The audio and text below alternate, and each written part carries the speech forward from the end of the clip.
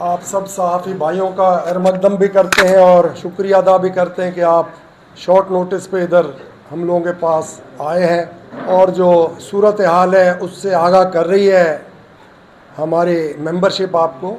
میں تھوڑا سا اس قسم سے بات کروں گا کہ آپ اس کو ذرا سنجیدگی سے سوچیں گے بھی اور ایک بات پوری پاکستان تک اچھی جائے گی کہ دیکھیں اگر اپوزیشن اپنا کردار نہیں ادا کرے گی تو جمہوریت تو پھر نام کی رہے گی.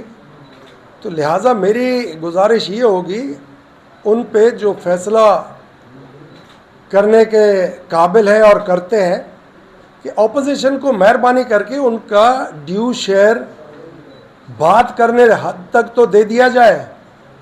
اگر یہ ڈیو شیئر بھی ہم سے چھین لیا جائے گا تو عوام کی جائز بنیادی حقوں کے تحفظ کے لیے تو پھر کوئی آواز بلند نہیں ہوگی.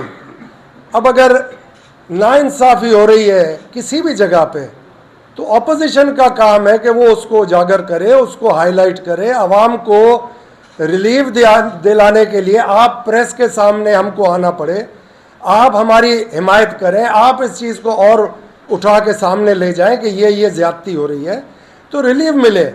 اور اگر جمہوریت نہیں چلانی تو پھر تو اپوزیشن بالکل بے معنی ہے, ہمیں پھر کوئی اعتراض نہیں ہے.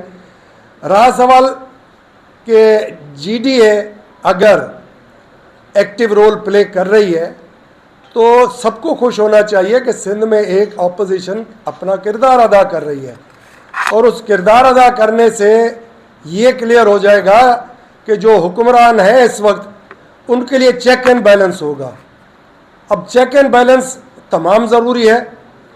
اب آپ دیکھیں نوکریاں بک رہی ہیں, سندھ پبلک سروس کمیشن سے کسی کو میرٹ پہ نوکری نہیں مل رہی.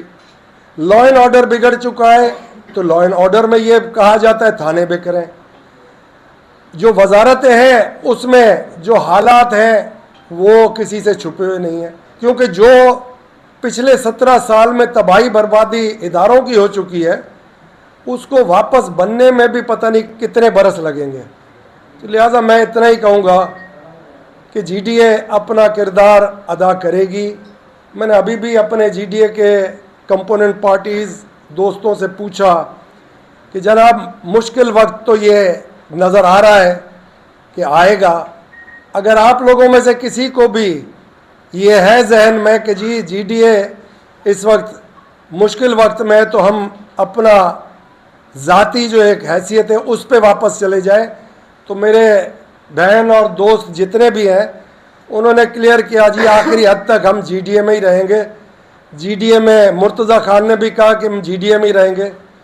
تو جی ڈی اے ٹوٹ نہیں رہی, البتہ اور مضبوط ہو رہی ہے اور یہ جو سمپتی بڑھ رہی ہے جی ڈی اے کے حق میں بڑھ رہی ہے, چاہے اب آپ کسی کو گرفتار کریں, کسی پہ جھوٹے کیس بنائیں, ادھر یہ ڈٹ کے کھڑے ہو گئے کہ جی ڈی اے ایک اپوزیشن کا کردار ادا کرے گی اور ایسے محسوس کریں کہ یہ پیچھے ہٹنے والا قصہ نہیں ہے. قانون کی بالادستی ہم دیکھنا چاہتے ہیں.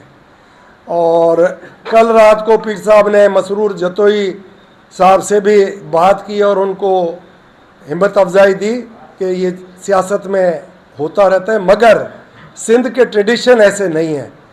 اگر یہ کسی لوکل سندھ کے ٹریڈیشن میں کبھی بھی ایسا ہوا ہو جیسا مرتضی خان کے ساتھ ہوا ہے تو کوئی تاریخ کا بتا دیں حصہ, مگر یہ سندھ کے اندر یہ روایت نہیں رہی کہ آپ کسی خاندانی آدمی کو اس طریقے سے ہیوملیٹ کریں اور اس طریقے سے جھوٹے کیس بنائیں, اور اگر بیل ہو تو اس بیل کو کینسل کرا کے اس کے اوپر نئے 2 کیس بنوائیں, 3 کیس بنوائیں یا 10 کیس بنوائیں. اب وہ ڈٹ کے کھڑے, انہوں نے کہہ دیا جی میرا جینا مرد ہے جی ڈی اے کے ساتھ ہے, جو مرضی میرے ساتھ کر لو. تو میں سمجھتا ہوں انسانی قدر کو سامنے لانا چاہیے. جمہوریت کی بات کرنے والے جمہوریت پہ عمل بھی کریں, یہ جمہوریت نہیں ہے. یہ تو میں سمجھتا ہوں مارشل لا کے وقت میں بھی ایسا کام کبھی نہیں ہوا جیسا اب ہونے لگا ہے.